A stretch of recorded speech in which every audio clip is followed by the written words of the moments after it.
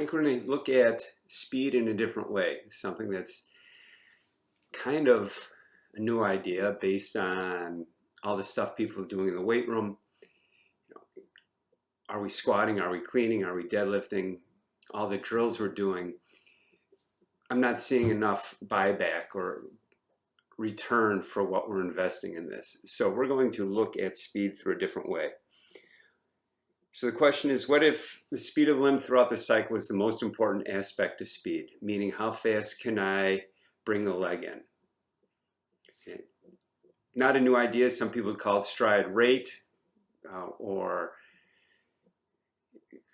pawing, all kinds of different things that it could possibly be. But if we're going to look at the research, this is from Ken Clark, a brilliant YouTube video that he put out a couple of years ago. And what we were looking at is what happens when the foot is on the ground. When we do our weightlifting, both feet are on the ground, or we do single leg stuff, but what is actually happening? And so if we look at the pictures here, we see someone who's faster and someone who is slower. Slower is on the left. No matter what happens, your hips will travel 60 degrees when your foot is on the ground. That's pretty universal.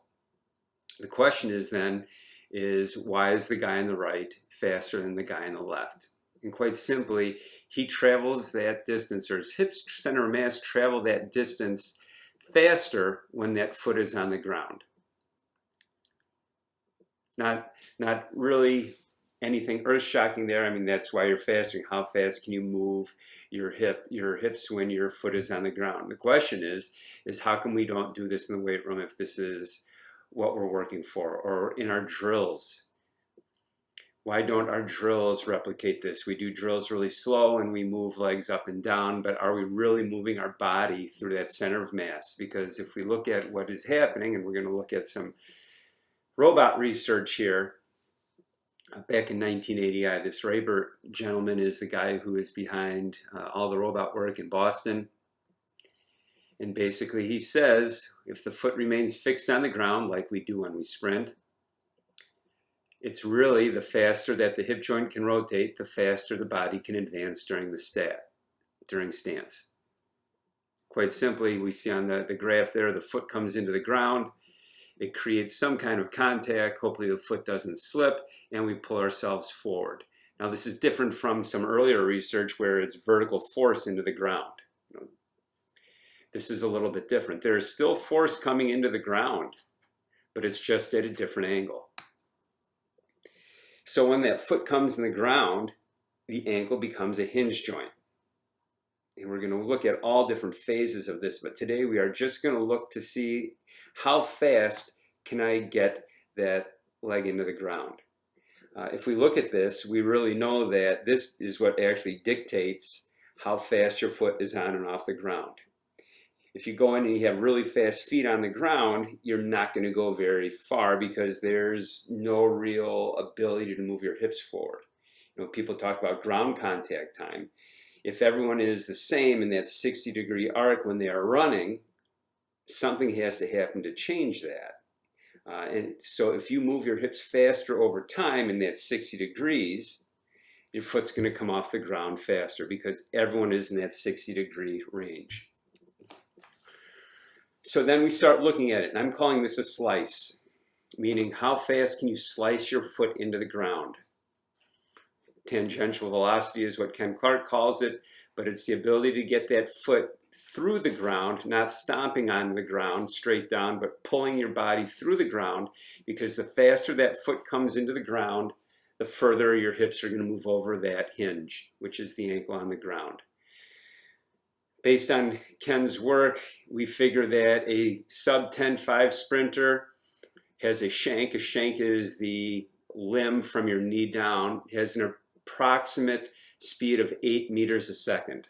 So if your foot comes in at 8 meters a second, you should run mid-10s. He then goes on to estimate that the shank speed is probably responsible for 80% of your max velocity. So if that shank comes in at 8 meters a second, you should be running 10 meters a second. Likewise, if your limb can't come in that fast, you aren't going to be able to move your hips forward. Now, some people get away with it with having a great acceleration, but this is different. We're looking at max velocity here. So what does this look like? Here's an athlete who is a great slicer.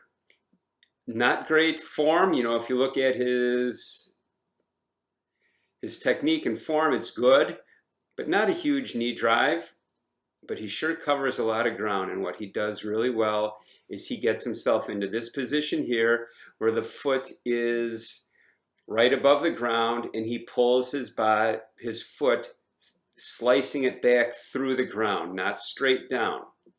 So you see as we go here, the foot comes down and through.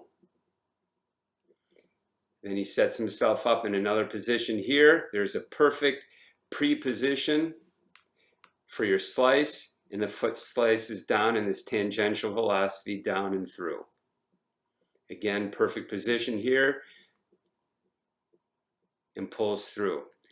Again, look at his upper body posture. We're going to get into that quite a bit later because that's going to be really important.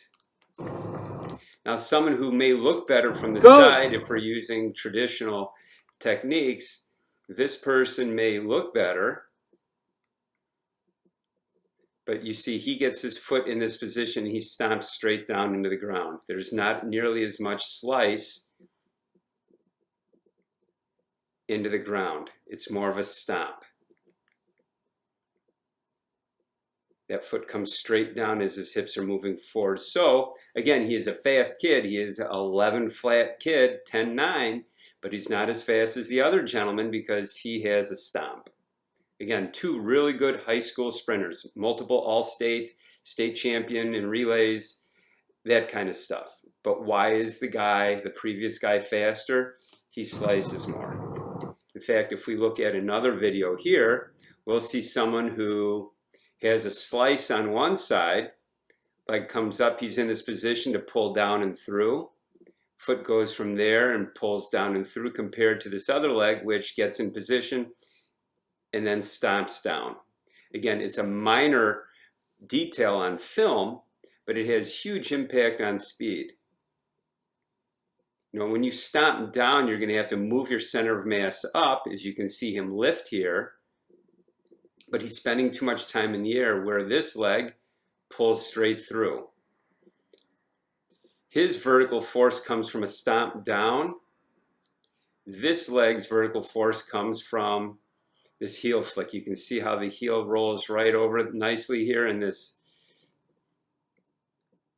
range of motion.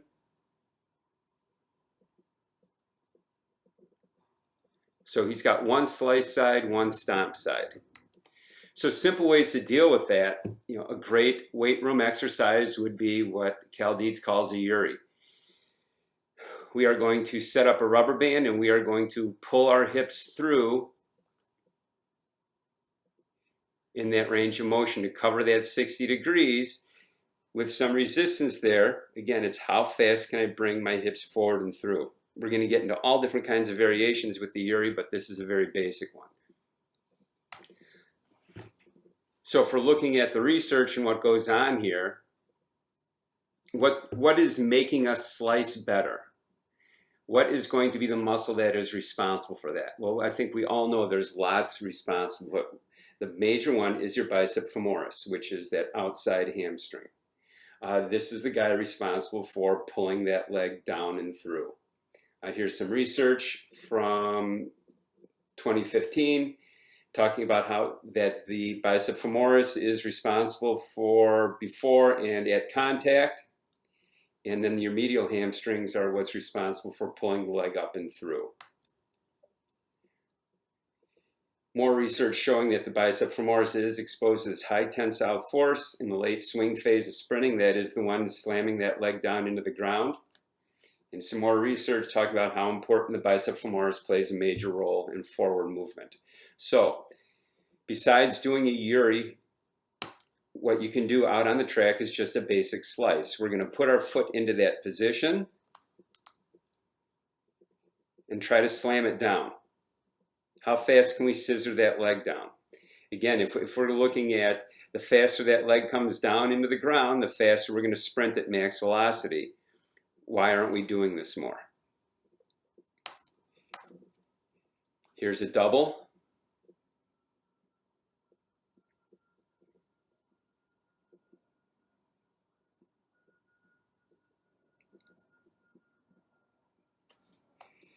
Here's adding a little ankle action, just with a single slice with a heel flick, which we'll talk about the back half, or the back 30 degrees of this movement and who's to play there.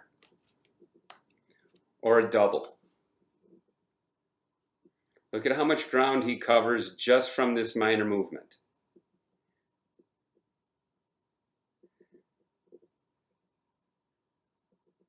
So there's a good start for how we can start looking at sprinting differently and start incorporating new drills. I'm going to start bringing out lots of new stuff to deal with this and more presentations to come, looking at this from every aspect.